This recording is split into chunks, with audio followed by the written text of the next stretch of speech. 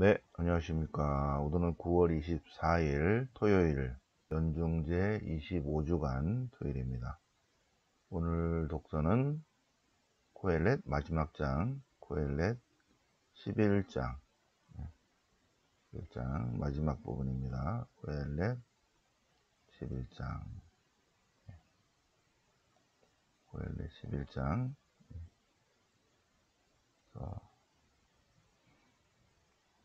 핵심은 너는 창조주를 꼭 기억해야 된다. 우리는 모두 하나님께로 되돌아간다는 것을 기억해야 한다. 하느님을 기억하라. 시편은 시편 90편, 어제도 시편 90편 했죠. 주님, 당신은 대대로 저희 안식처가 되셨나이다. 주님은 우리의 안식처. 네. 오늘 복음은 루카복음 9장. 그리고 또 사람의 아들 이렇게 나옵니다. 사람의 아들. 순환과 부활에 대한 두 번째 예고. 사람의 아들은 메시아는 나는 그렇게 안 하고, 사람의 아들은 고난받고 죽임을 당했다가 다시 일으켜질 것이다. 그런데 제자들은 그 말을 알아차리지 못했다. 자, 성경 본문을 보시겠습니다.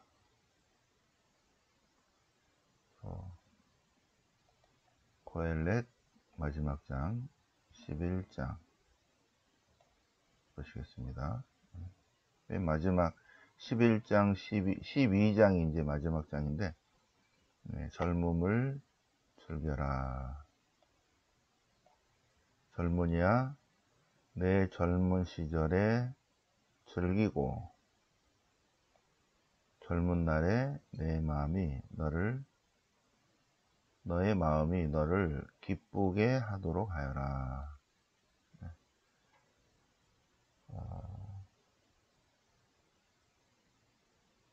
우리가 오감을 가진 인간인데, 눈, 코, 귀, 입, 그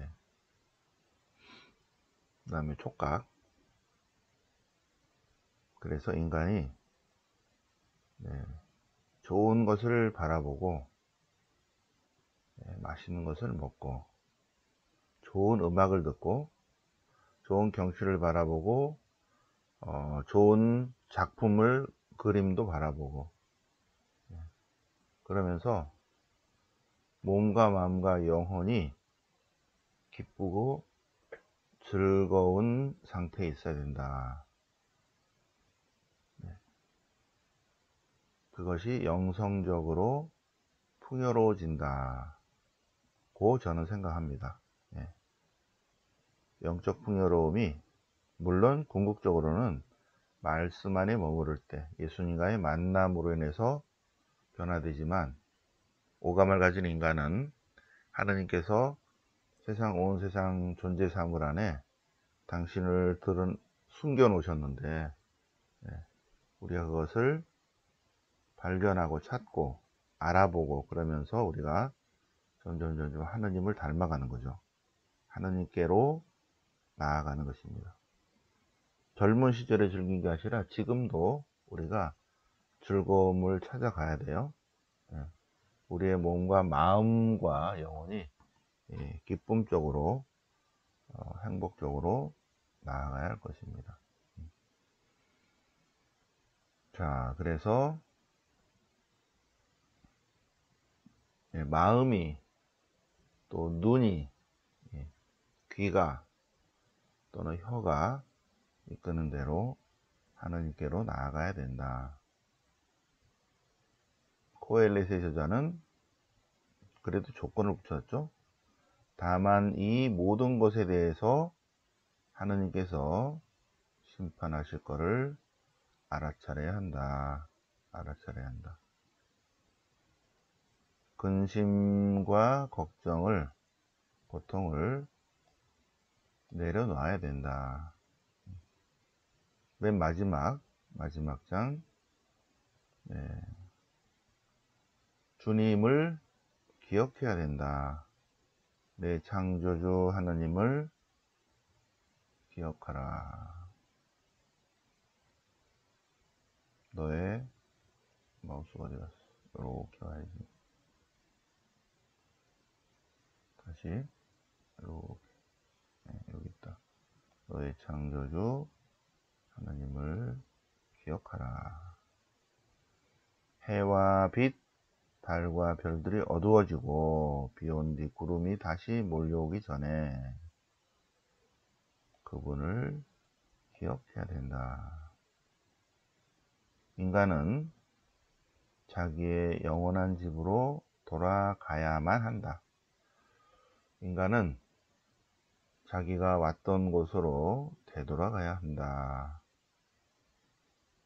은사슬이 끊어지고 금끌이 깨지며 샘에서 물더미가 부서지고 운물에서 도르래가 깨지기 전에, 이 세상의 종말이 오기 전에 창조주를 기억해야 된다.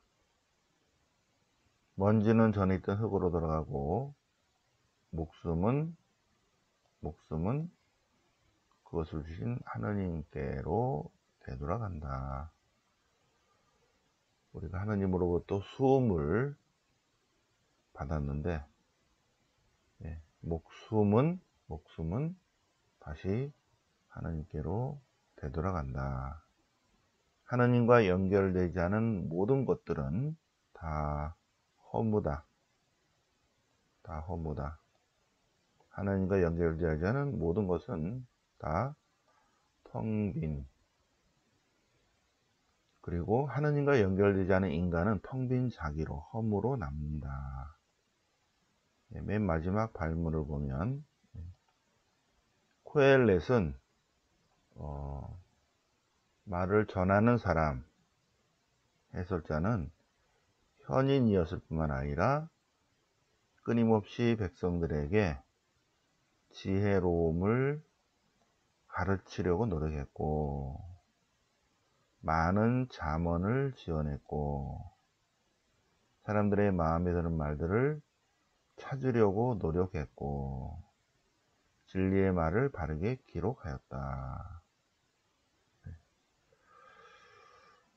책을 많이 만들어내는 일에는 끝이 없고 공부를 너무 많이 한 것은 몸에 고달프다. 마지막 결론, 여기서 다시 이게 코엘렛이 지혜문학이라는 것이 중간에도 좀 나왔지만 한 번 더 나오죠, 그죠? 지혜문학의 핵심 잠언 1장 7절. 야훼를 두려워함이 지혜의 시작이다.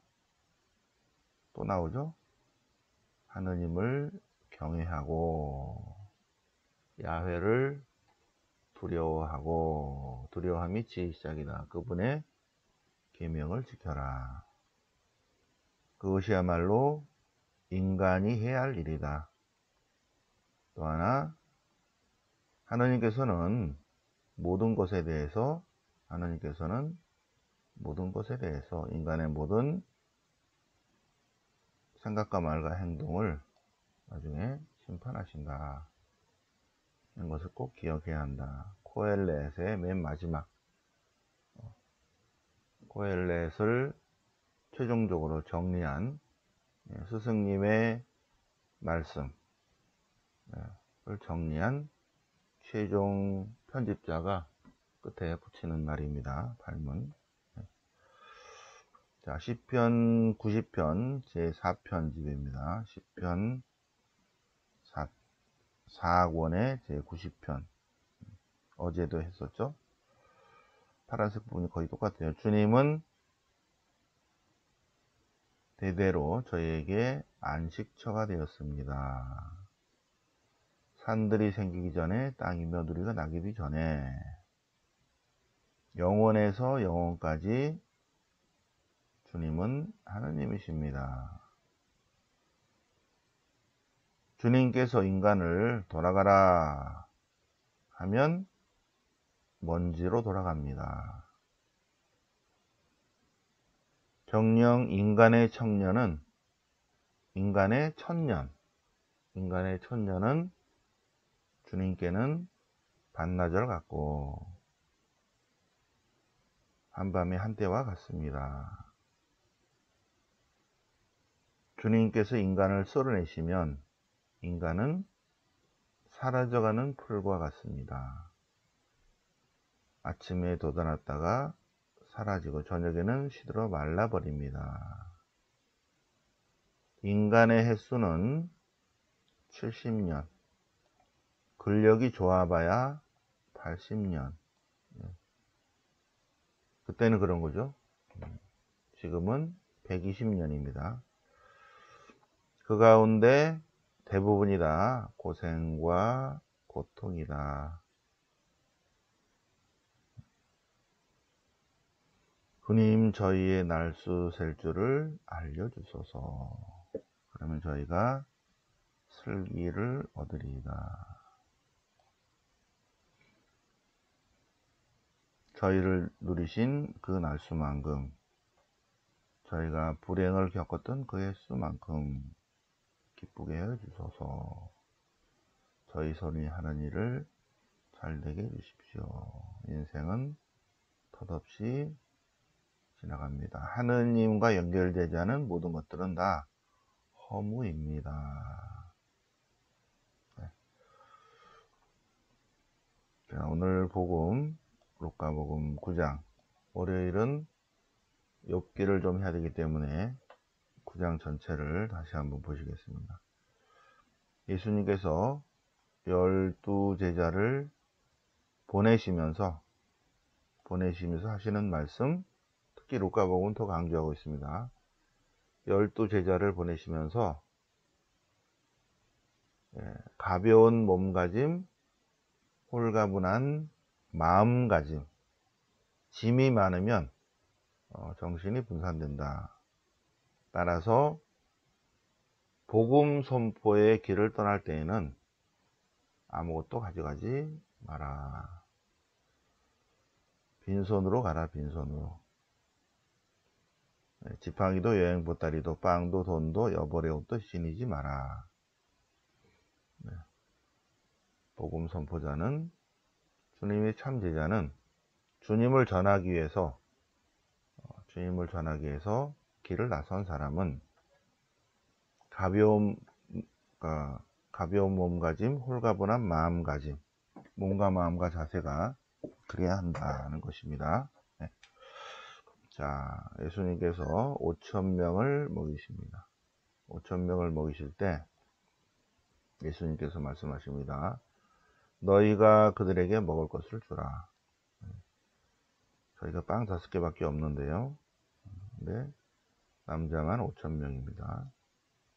그래서 예수님께서 빵 5개와 물고기 2마리를 손에 들고 축복하신 다음에 떼어 주셨다.